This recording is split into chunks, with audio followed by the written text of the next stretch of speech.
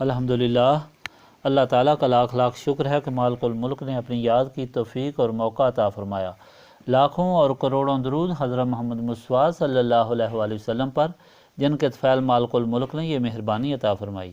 سامعین کرام، اللہ تعالیٰ نے قرآن پاک میں ارشاد فرمایا، اعوذ باللہ من الشیطان الرجیم، بسم اللہ الرحمن الرحیم۔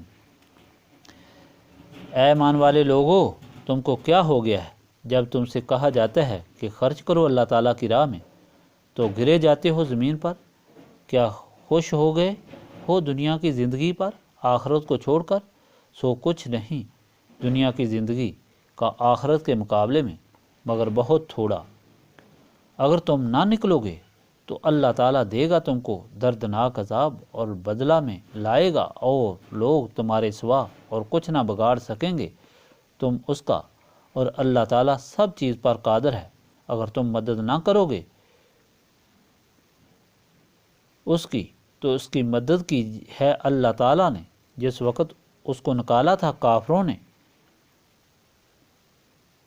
کہ وہ دوسرا تھا دو میں سے، جب وہ دونوں تھے غار میں، جب وہ کہہ رہا تھا اپنے رفیق سے کہ تو غم نہ کر، بے شک اللہ تعالیٰ ہمارے ساتھ ہے۔ پھر اللہ تعالیٰ نے اتاری ان پر اپنی طرف سے تسکین، اور اس کی مدد کو وہ فوجیں بھیجیں کہ تم نے نہیں دیکھیں، اور نیچے ڈالی بات کا کافروں کی، اور اللہ تعالیٰ کی بات ہمیشہ اوپر ہے، اور اللہ تعالیٰ زبردست ہے، حکمت والا ہے۔ نکلو ہلکے اور بوجھل، اور لڑو اپنے مال سے اور جان سے اللہ تعالیٰ کی راہ میں، یہ بہتر ہے تمہارے حق میں اگر تمہیں سمجھ ہے۔ اگر مال ہوتا نزدیک اور سفر ہلکا تو وہ لوگ ضرور تمہارے ساتھ ہو لیتے، لیکن لمبی نظر آئی ان کو مسافت، اور اب قسمیں کھائیں گے اللہ تعالیٰ کی کہ اگر ہم سے ہو سکتا تو ہم ضرور چلتے تمہارے ساتھ۔ وبال میں ڈالتے ہیں اپنی جانوں کو، اور اللہ تعالیٰ جانتا ہے وہ جھوٹے ہیں۔ اس سے پچھلے فرمان میں اللہ تعالیٰ اس سے پچھلے بیان میں اللہ تعالیٰ کا فرمان آپ کو سنائے گئے، جس میں اہل کتاب کا ذکر ہوا کہ وہ اہل کتاب نہیں رہے بلکہ مشرک بن گئے۔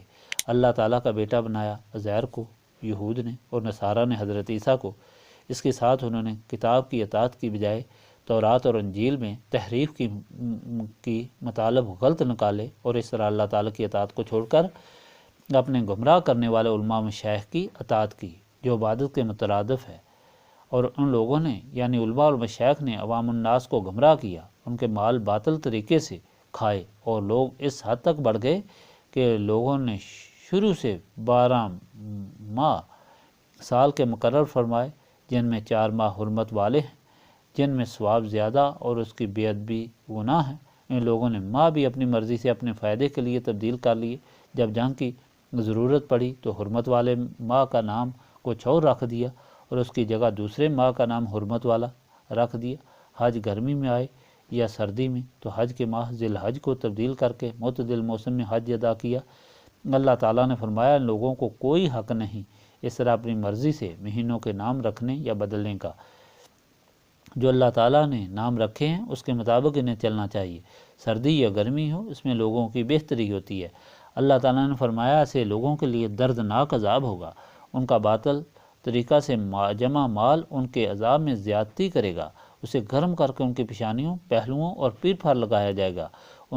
اس کے ساتھ آپ کو یہ بتایا تھا کہ ساری گمراہی شیطان کی وجہ سے ہوئی، جس نے ان لوگوں کے نفوس کو قابو کر کے غلط راستے پر چلایا اور جہنم کا ایندھن بنایا۔ وہ شیطان اب بھی موجود ہے، اور وہ لوگوں کو گمراہ کرنے کے لیے یہ سمجھاتا ہے کہ دیکھو مال کتنی خراب چیز ہے، اور یہ علماء اور مشائخ کتنے گمراہ ہیں، ان کی برائی تو قرآن میں بھی بیان کی گئی ہے۔ حالانکہ یہ خیال غلط ہے جو شیطان گمراہ کرنے کے لیے پیدا کرتا ہے۔ حضور پاک صلی اللہ علیہ وآلہ وسلم کے حکم کے مطابق جس مال سے زکوٰۃ دے دی جائے وہ حلال طیب ہے۔ حضور پاک صلی اللہ علیہ وآلہ وسلم کے غلام حضرت عثمان اور حضرت عبد الرحمن بن عوف اور دوسرے صحابہ رضوان اللہ تعالیٰ علیہم اجمعین اللہ تعالیٰ کے فضل سے اغنیا تھے، ان کا مال حلال طیب تھا۔ اس طرح نبی پاک صلی اللہ علیہ وآلہ وسلم کے غلام، علماء اور مشائخ گمراہ نہیں بلکہ امت کے رہنما ہوتے ہیں، اور لاکھوں لوگ ان کے ذریعے سے توبہ کرتے ہیں۔ اور اللہ تعالیٰ کے راستے پر آتے ہیں۔ یہ لوگ دین کو دنیا پر قربان نہیں کرتے بلکہ دنیا کو دین پر قربان کرتے ہیں۔ یہ الگ بات ہے کہ اللہ تعالیٰ ان کی ضرورتوں کا خیال رکھتا ہے، دنیا کو ان کے قدموں میں ڈھیر کر دیتا ہے۔ اس سلسلہ میں نے مختصر سا واقعہ بیان کیا کہ کس طرح اللہ تعالیٰ کے فضل سے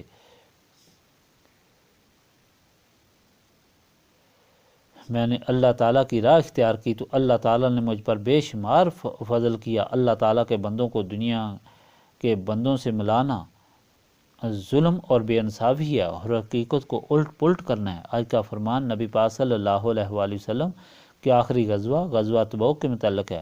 جب حضور پاک صلی اللہ علیہ وآلہ وسلم فتح مکہ اور حنین کے غزوہ کے بعد مدینہ پاک تشریف لائے تو شام سے آنے والے تاجروں نے بتایا کہ ہرقل شاہ روم بہت بڑی فوج کو مدینہ پاک پر حملہ کے لیے تیار کر رہا ہے۔ چنانچہ حضور پاک صلی اللہ علیہ وآلہ وسلم نے حکم دیا کہ ہم ان کی زمین پر اس سے مقابلہ کریں گے۔ آپ صلی اللہ علیہ وآلہ وسلم نے سب غلاموں کو اللہ تعالیٰ کا حکم دیا کہ اکٹھے ہو جاؤ، اللہ تعالیٰ کی راہ میں جہاد کے لیے گھروں سے نکلو، 500 میل دور جا کر دشمن سے مقابلہ کرنا ہے۔ یہ وقت بہت سخت تھا، گرمی کا موسم تھا، فصل اور پھل پکے تھے، سارے سال کے لیے خوراک کا سامان تیار کرنا تھا، ٹھنڈے پانی اور سایوں میں بیٹھ کر زندگی کا لطف اٹھانا تھا، مگر اہل اسلام پر آزمائش کا وقت آ گیا۔ ایسے وقت میں نبی پاک صلی اللہ علیہ وآلہ وسلم کے غلاموں نے دنیا کے مفادات کے متعلق تو کچھ سوچا نہیں بلکہ حکم کی فرما برداری میں فوراً کمر بستہ ہو گئے اور مال کا ڈھیر لا کر قدموں میں لگا دیا۔ اس کے علاوہ کچھ منافقین بھی تھے جنہوں نے بہانے بنانے شروع کیے اور کئی قسم کے جھوٹ بنائے، اور کچھ لوگ غلطی سے پیچھے رہ گئے اور 40 یا 30 ہزار کے قریب اللہ تعالیٰ کی راہ میں قربانی دینے والے حضور پاک صلی اللہ علیہ وآلہ وسلم کے ساتھ نکل پڑے۔ اللہ تعالیٰ نے حکم دیا کہ اگر تم نے نبی پاک صلی اللہ علیہ وآلہ وسلم کے حکم کی تعمیل نہ کی تو تم کو سخت عذاب کا سامنا کرنا پڑے گا۔ اللہ تعالیٰ اپنے رسول پاک صلی اللہ علیہ وآلہ وسلم کی مدد خود فرمائے گا، جس طرح مکہ معظمہ کے مشرکین کی مخالفت کے وقت مدد فرمائی۔ اپنی طرف سے انہوں نے حضور پاک صلی اللہ علیہ وآلہ وسلم کو قتل کرنے کا منصوبہ بنایا، لیکن اللہ تعالیٰ نے اپنے محبوب صلی اللہ علیہ وآلہ وسلم کو آگاہ کر دیا اور ہجرت کا حکم دیا، اور انہوں نے غار ثور تک پیچھا کیا۔ حضرت بکر صدیق گھبرائے کہ اب یہ لوگ اندر آ کر حضور پاک صلی اللہ علیہ وآلہ وسلم کو نقصان نہ پہنچائیں، تو حضور پاک صلی اللہ علیہ وآلہ وسلم نے فرمایا آپ غم نہ کریں، بلا شبہ اللہ تعالیٰ ہمارے ساتھ ہے۔ اسی طرح اللہ تعالیٰ فرماتا ہے کہ بدر میں تھوڑی تعداد کے باوجود اللہ تعالیٰ نے مدد فرمائی، فرشتوں کا لشکر بھیجا اور تسکین نازل کی اور فتح عطا فرمائی۔ اللہ تعالیٰ فرماتا ہے اس لیے تم نکلو خالی ہاتھ یا اسلحہ اٹھائے ہوئے، اللہ تعالیٰ تمہاری مدد فرمائے گا۔ اس موقع پر حضور پاک صلی اللہ علیہ وآلہ وسلم نے فرما دیا کہ منافق جھوٹے بہانے کر رہے ہیں، طویل سفر، گرم موسم اور دشمن کی طاقت دیکھ کر بہانے کر رہے ہیں، اللہ تعالیٰ نے ان کو اس کا بدلہ ضرور دینا ہے۔ اللہ تعالیٰ جانتا ہے یہ جھوٹے ہیں۔ سامعین کرام، یہاں بھی ہر غزوہ میں اور ہر مشکل کے وقت قربانی والے لوگ وہی تھے جنہوں نے نسبت رسولی صلی اللہ علیہ وآلہ وسلم حاصل کی تھی، جس کی برکت سے نہ ان کے اندر خوف تھا نہ لالچ، بلکہ اللہ تعالیٰ کی رضا کو ہی وہ ہمیشہ قیمتی سمجھتے تھے اور اس لیے مار مٹنا اپنی سعادت سمجھتے تھے۔ ظاہر ہوا اور ثابت ہوا کہ نسبت رسولی صلی اللہ علیہ وآلہ وسلم ہی اللہ تعالیٰ کے بندوں کی کامیابی، عزت اور شان کا سبب بنی۔ اسی نسبت کی یہاں تلقین کی جاتی ہے اور اسی کے لیے یاد الہی کرائی جاتی ہے۔ اللہم صلی علی سیدنا محمد وعلی آلہ وصحبہ صلاۃ تکون لنا امان من کل خوف، لا الہ الا انت سبحانک انی کنت من الظالمین۔ ربنا آتنا فی الدنیا حسنۃ وفی الآخرۃ حسنۃ وقنا عذاب النار۔ استغفر اللہ العظیم الذی لا الہ الا هو الحی القیوم واتوب الیہ۔ استغفر اللہ العظیم الذی لا الہ الا هو الحی القیوم واتوب الیہ۔ استغفر اللہ العظیم الذی لا الہ الا هو الحی القیوم واتوب الیہ۔ ربنا تقبل منا انک انت السمیع العلیم وتب علینا انک التواب الرحیم۔